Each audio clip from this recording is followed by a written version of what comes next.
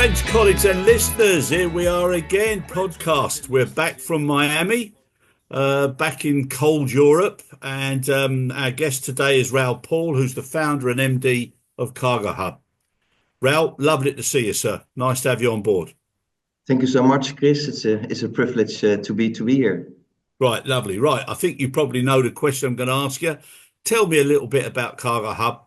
Where are we now? What developments have you put in place, and how are the products moving forward?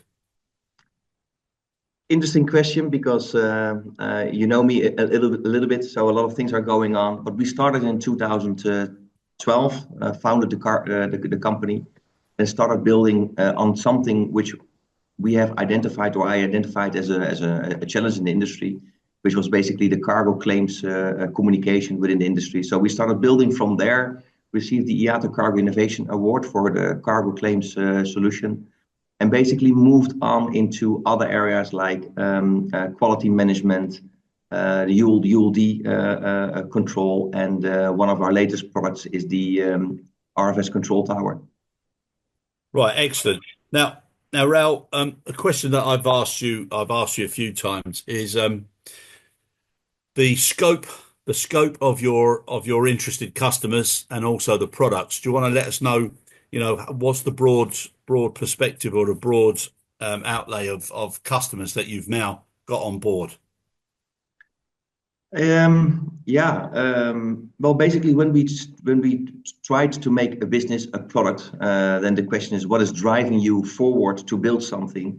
And what was identified is that we were in basically trying to optimize the flow between the stakeholders, all involved in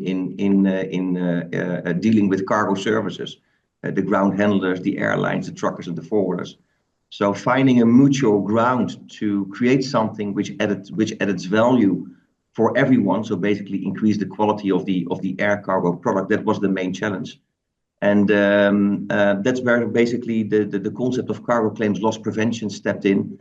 And more specifically, the RFS Control Tower, the RFS Trucking CDM Control Tower, where CDM stands for collaborative decision making, where data is being collected from several stakeholders and giving back to each stakeholders from their perspective to optimize the process from their end as best as possible to work together as one and to basically offer a better product. That's where we came from, but that's what we have constructed over the past few years. And that's where our customer base is. So we are serving airlines, trucking companies, ground handlers, and also freight forwarders, all working in getting the job done in relation to the executing of the contract of carriage. Yeah, no, it's important. And the word that you've used there, collaborative, that's being used so often now across conferences and in the press and everything. But it's a word that's used when people are talking, but when they get back to their own business, it's more, keep it Exactly. in restricted. So, well done you for doing this. And also one of the areas that you've focused on, which we'll be doing another session on, is RFS, because they're far too often the hidden, sort of, they're almost like a defender or a fullback, in football. You very seldom get the headlines. But it's such an integral part of the business, and it's one that's been abused, I would say, for a long time. My brother Mickey's Yeah. got his own freight forwarding company, and he's always giving me stick about waiting times and charges from a GHA. But then when it's the other way round and a trucker's there, Exactly. they don't get their charges back. So it's long overdue, I would say. Yeah, exactly. I agree. Now, another quick question. Now, when you've got such a cross section of customers now. They're all seeing benefits from a different perspective. Yeah. Which sector would you say is benefiting the most from your product mix? Ooh, good question. Which sector is benefit the most? Yeah, good question. It's difficult for me to answer at the moment. To be honest, I think that the solutions we're offering are contributing to the beneficial of each individual stakeholder, because when we're talking about collaborative decision making, it's indeed about working together as one. But in the end, it's all about what's in it for me. That's Yep. basically the conclusion which you can draw.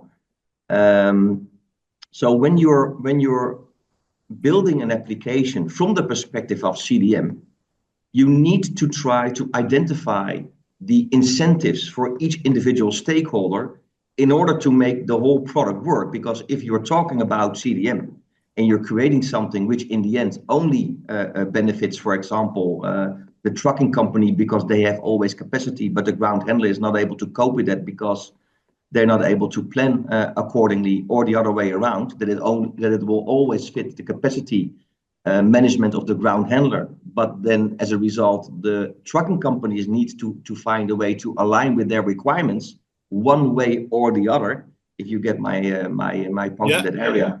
Then it doesn't work. So it's vital from my perspective, I would say, to identify the incentives for each individual stakeholder, and from there make it work. So I'm not able to answer the question like who will benefit the most. In the end, that's something I can say.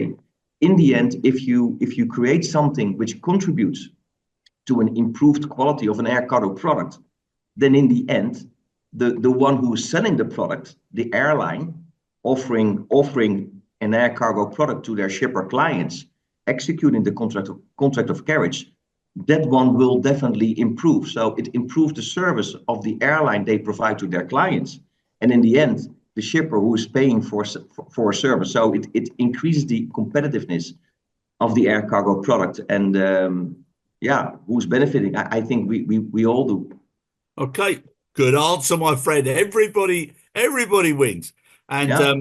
the links, so your products, easy API link, easy to have as a, off the shelf bolt on. Yeah, correct. So we have that's also something we looked at. So if you're building a platform which benefits the industry, are you going to force everyone to use your platform, or are you offering them the freedom to connect with the platform and allow sharing data based on a standardized protocol? So in the end, you can decide whether you're using your own system because it's, for whatever reason, it's better, it's Yeah. complete, you don't need to use something else. Or if you want to connect to CDM to make the process more efficient. If you want to utilize some of the elements of the platform, because that's the area where you're interested in, and that's the area where it will contribute to your business model. So we're giving the flexibility as well for basically joining a collaborative decision making concept, exchanging data. It's similar like the concept of one record, to be honest, Yeah. but not forcing them to all use only the system which we have built, because in the end I don't believe in that business model at all. And you should be able to provide your industry stakeholders the freedom of choice, and that's what we're doing. No, it's good, and it is good. And obviously I've known you for a while now, Raoul, and I've seen how the products are developing. I had lots of sessions with you and Yordi, and I must say it's going well. And if I was to create an advert, it would be something like, "Do you, have you, would you, should you, could you, are you?" And then if not, we can come and speak to us. I'm going to write that down, Chris. Yeah, no, but well done. Honestly, the hard work that you guys have put into it. It's one of those things now that is making things a lot more transparent and a lot easier for the entire sector. So really appreciate. Well done, mate. Keep working, keep pushing, and I think we'll have another little session on RFS to start with. So thanks very much, Raoul. Really appreciate it. Thank you so much, Chris. Thank you.